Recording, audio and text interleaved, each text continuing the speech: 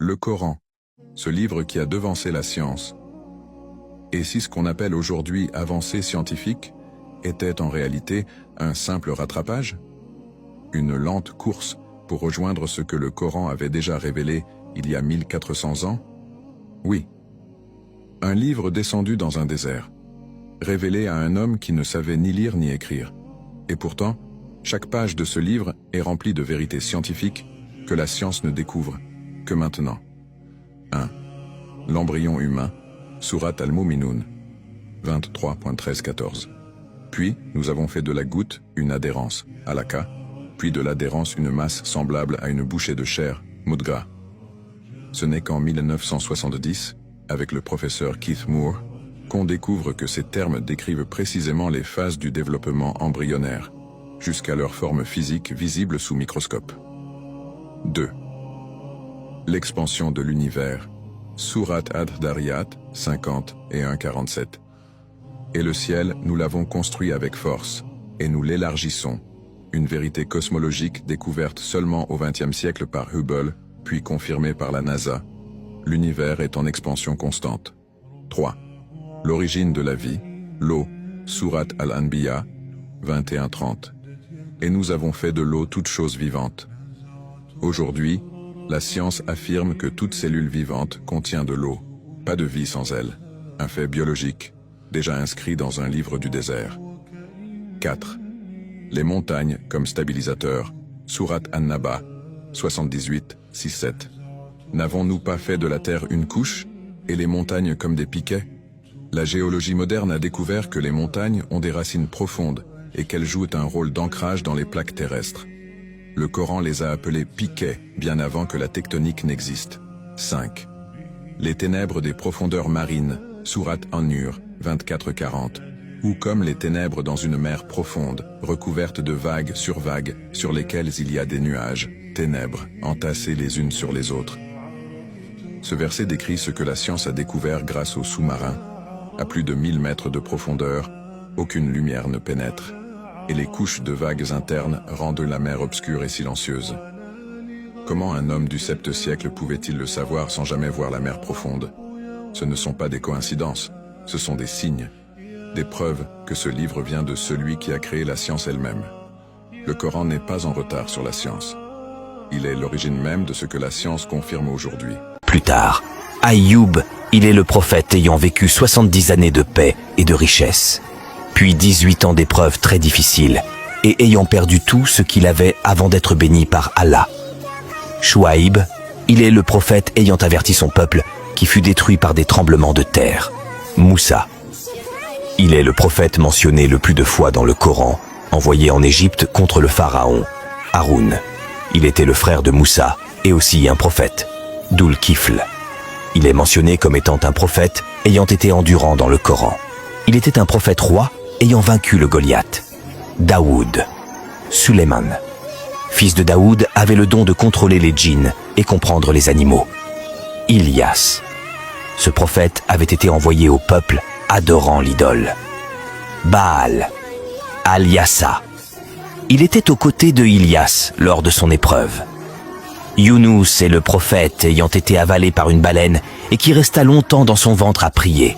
Zacharia, il fut le tuteur de Mariam, mère de Jésus, qui l'éduqua et l'éleva. Yahya, il était le fils de Zacharia qui prit la relève après la mort de son père. Issa, voici les 25 prophètes cités dans le Coran que chaque musulman devrait connaître. Adam, le premier prophète et le premier homme sur terre. Idriss, le prophète mort au 4e ciel. Nous, le prophète ayant construit l'arche pour sauver les croyants du déluge. Houd appela son peuple à adorer Allah, mais mécrurent par arrogance et furent détruits par une tempête. Salih, son peuple fut aussi détruit par Allah, par la foudre, à cause de leur mécréance. Ibrahim, il était l'ami intime d'Allah ayant construit la Kaaba à la Mecque. Le prophète Lot était le prophète dont le peuple fut ravagé par l'ange Djibril, Mikaïl et Israfil en personne. Ismaël, il est le fils d'Ibrahim, l'ayant aussi aidé à construire la Kaaba. Isaac, Il était aussi le fils d'Ibrahim, et sa naissance fut annoncée par l'ange Djibril, Mikaïl et Israfil. Yacoub, fils d'Isaac et père du prophète Youssouf, a vécu une longue épreuve de patience. Le prophète Youssouf, fils du prophète Yacoub, était connu pour sa beauté et fut jeté dans un puits par 16 frères jaloux de lui. Il deviendra roi d'Égypte plus tard.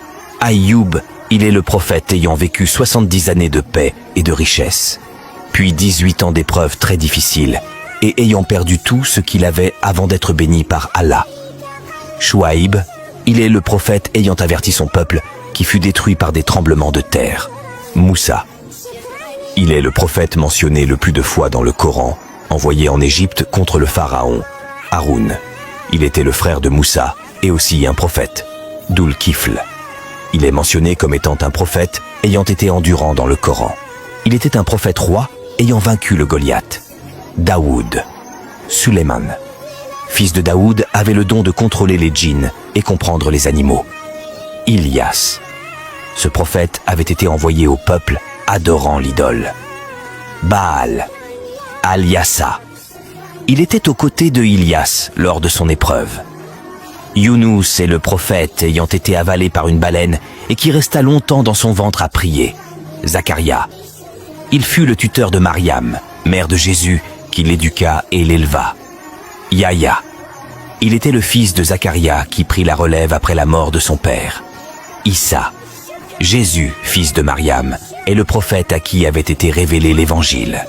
Et enfin Muhammad, paix sur lui, était le meilleur et le dernier des prophètes envoyés d'Allah. Dans la tradition musulmane, il y a l'histoire du prophète Moïse, Moussa. Selon le Coran, Moïse a été envoyé par Dieu pour libérer les enfants d'Israël de l'oppression du pharaon en Égypte. L'une des parties les plus célèbres de son récit est son confrontation avec le pharaon et la séparation de la mer Rouge pour permettre aux Israélites de s'échapper. Une autre histoire importante est celle de Mariam, Marie, et de son fils Issa, Jésus. Mariam est vénérée comme une sainte dans l'islam et est considérée comme une femme pieuse et vertueuse. Issa est un prophète bien-aimé dans l'islam, et sa naissance miraculeuse est décrite dans le Coran. Il est également connu pour avoir réalisé des miracles, tels que la guérison des malades et la résurrection des morts avec la permission de Dieu. Ces histoires sont profondément enracinées dans la foi musulmane et sont souvent étudiées et méditées par les croyants pour en tirer des leçons de foi, de patience et de dévouement à Dieu. Un secret caché dans Ayat el-Kursi. Si tu le connaissais, tous tes problèmes seraient résolus pour de bon. Malheureusement, la plupart des musulmans ne le connaissent pas. Regarde la vidéo jusqu'à la fin et partagez-les. Que Allah te récompense pour ça. Il n'y a aucun doute que les meilleures paroles sont celles d'Allah, le tout miséricordieux, et la meilleure parole descendue du Coran, le noble Coran. La meilleure et la plus grande verset dans le noble Coran est le verset du trône. Quelle est son importance et sa noblesse et quelle est sa position élevée? Shaykh al-Islam, Ibn Taymiyyah, qu'Allah lui fasse miséricorde, a commenté ce hadith et a décrit ce verset comme étant le plus grand verset dans le livre d'Allah. Béni et exalté soit-il. Il a dit, il n'y a pas dans le Coran un seul verset qui contient ce que contient le verset du trône. Dans Sahih Muslim, qu'Allah lui fasse miséricorde, Abu ibn Ka'ab a dit, le messager d'Allah, Muhammad, paix et bénédiction soient sur lui, a dit, ô Abu al-Mundir, sais-tu quel est le plus grand verset du livre d'Allah avec toi? J'ai dit, Allah et son messager le savent mieux. Il a dit, paix soit sur lui, ô Abu al-Mundir, sais-tu quel est le plus grand verset du livre d'Allah avec toi? J'ai dit, Allahu la ilaha illa huwa al-hayyul qayyum. Il a frappé ma poitrine et a dit, par Allah, ta connaissance est une source de fierté, Abu al-Mundir. C'est le verset du trône.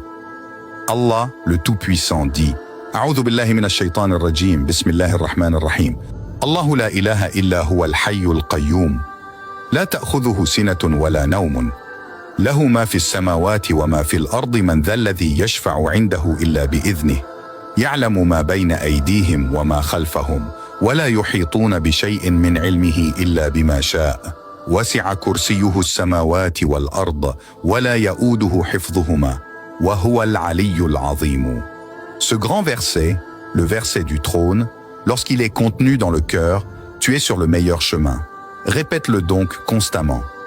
La récitation du verset du trône est un acte d'adoration envers Allah, le Tout-Puissant, un réconfort pour le cœur, une élévation dans le rang, de nombreuses bonnes actions et de grandes récompenses.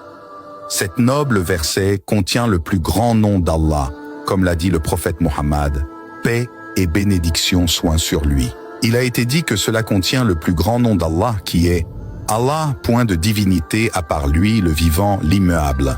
Et le nom d'Allah que ce verset contient est le nom par lequel, si tu invoques d'Allah, il répondra à ton invocation et te donnera ce que tu demandes. Car c'est un grand verset pour présenter Allah, le Tout-Puissant, ses attributs et ses actions. Si tu trouves ce qui te fait connaître ton Créateur et ce qui t'informe de la vérité de ton Seigneur, alors c'est un secret et une clé pour un trésor, une lampe de lumière qui illumine les cœurs et les yeux. C'est le verset de la gloire et de la grandeur. Alors garde-le bien. Ce verset a des mérites et des vertus. Le prophète Mohammed, paix et bénédiction soient sur lui, a dit que celui qui récite le verset du trône après chaque prière, rien ne l'empêchera d'entrer au paradis, sauf la mort. Celui qui le récite après chaque prière n'aura entre lui et le paradis que la mort. S'il meurt, il entrera au paradis. Et celui qui persévère dans la récitation du verset du trône après chaque prière sera méritant du paradis, par la grâce d'Allah et sa miséricorde. Et celui qui empêche d'entrer au paradis est la mort. S'il meurt, il entrera au paradis. Et parmi les mérites de ce noble verset, celui qui le récite la nuit, Satan sort de sa maison et n'y entre pas jusqu'au matin. Et celui qui le récite au lit avant de dormir, pour lui-même ou pour ses enfants, Allah les protégera et Satan ne s'approchera pas d'eux jusqu'au matin. Comme il éloigne, par la grâce d'Allah, les cauchemars et les mauvais rêves.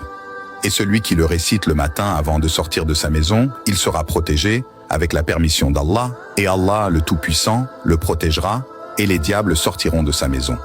Selon Abu Huraira, qu'Allah soit satisfait de lui, le prophète Mohammed, paix et bénédiction soient sur lui, a dit « Lisez la sourate Al-Baqarah dans vos maisons, car Satan ne rentre pas dans une maison où la sourate Al-Baqarah est lue. » Et le verset du trône est l'un des versets de la sourate Al-Baqarah. Et la sourate Al-Baqarah est l'une des plus grandes sourates du Coran. Ne lis pas dans une maison où il y a un diable, il sortira d'elle, et Allah, le Tout-Puissant, protégera la maison et ses habitants contre les maléfices des diables. Et c'est Allah, le Tout-Puissant, le plus haut et le plus savant. Que les prières et les salutations d'Allah soient sur notre maître Mohammed, ainsi que sur sa famille et ses compagnons. Puissiez-vous rester sous la protection et la sécurité d'Allah. Paix, miséricorde et bénédiction d'Allah soient sur vous.